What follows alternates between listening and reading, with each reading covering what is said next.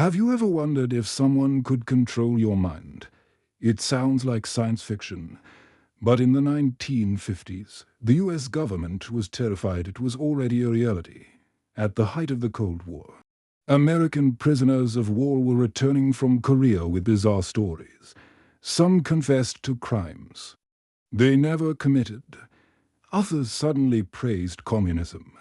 US intelligence officials panicked, believing the Soviets and Chinese had unlocked the secret to brainwashing. This fear gave birth to one of the most disturbing secret programs in American history, Project MKUltra, in 1953. CIA Director Alan Dulles approved a project with a chillingly simple goal: to learn how to break, rewrite, and control the human mind. What followed were some of the most unethical experiments ever conducted by a government on its own people. MKUltra wasn't just one experiment. It was a sprawling network of over 150 secret sub-projects across the United States and Canada. Universities, hospitals, prisons, and even CIA safe houses became laboratories, the test subjects. In many cases, they were ordinary people who had absolutely no idea they were part of a government mind control study. The CIA was obsessed with a new, powerful hallucinogen, LSD.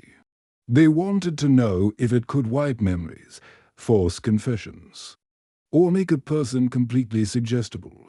So, they started giving it to people: prisoners, mental health patients, drug addicts, and sometimes just average citizens who happened to be in the wrong place at the wrong time. In one horrifying case, a man checked into a psychiatric hospital seeking help for depression without his knowledge or consent. Doctors gave him LSD every single day for over 5 months. The experiments didn't stop there. The CIA even tested LSD on its own employees, sometimes secretly dosing them during meetings or after work drinks, just to observe their reactions. If an agent had a bad trip or became paranoid, that itself was considered valuable data. One of the most infamous parts of the program was called Operation Midnight Climax. The CIA set up secret apartments in San Francisco and New York, complete with one-way mirrors. They hired prostitutes to lure men back to these rooms, where the men were then unknowingly drugged with LSD. CIA agents would then sit behind the glass, taking notes as the drug took hold, studying the effects of sexual manipulation and vulnerability. The victims never knew they were being watched by their own government. Not everyone survived these experiments. In 1953, a CIA scientist named Frank Olson was secretly given LSD. In the following days, he became deeply paranoid and distressed.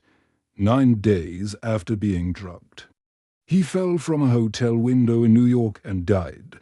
For years, the CIA called it a suicide. But later investigations raised serious questions, suggesting Olson might have been silenced because he was having second thoughts about the program's morality. As the years went on, MKUltra spiraled, becoming more dangerous and reckless. Researchers started combining drugs with hypnosis, sensory deprivation, and even electroshock therapy. Many subjects were left with permanent psychological scars. Countless others simply vanished from the records, their fates unknown. Then, in the early 1970s, everything changed. The Vietnam War and the Watergate scandal had shattered public trust in the government, facing congressional investigations into intelligence agency abuses. The CIA knew MKUltra was a ticking time bomb.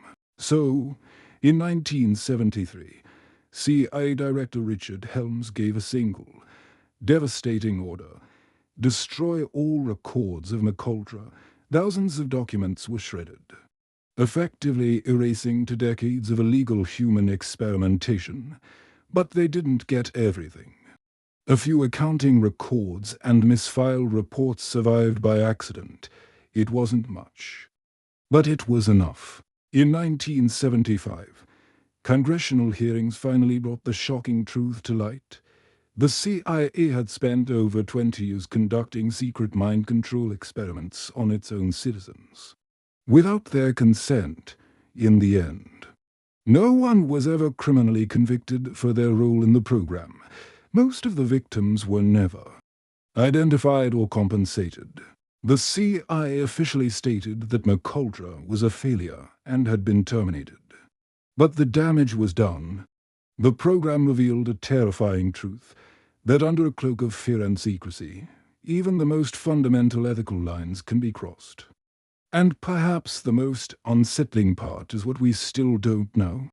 Because the records were destroyed, we may never know how many people were experimented on, how many lives were ruined, or how close the CIA really came to achieving its goal of controlling the human mind.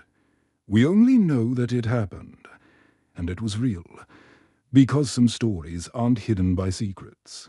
They're hidden by what people choose not to see. Thanks for watching. And if you found this story as fascinating as I did, make sure to subscribe for more deep dives into history's darkest secrets.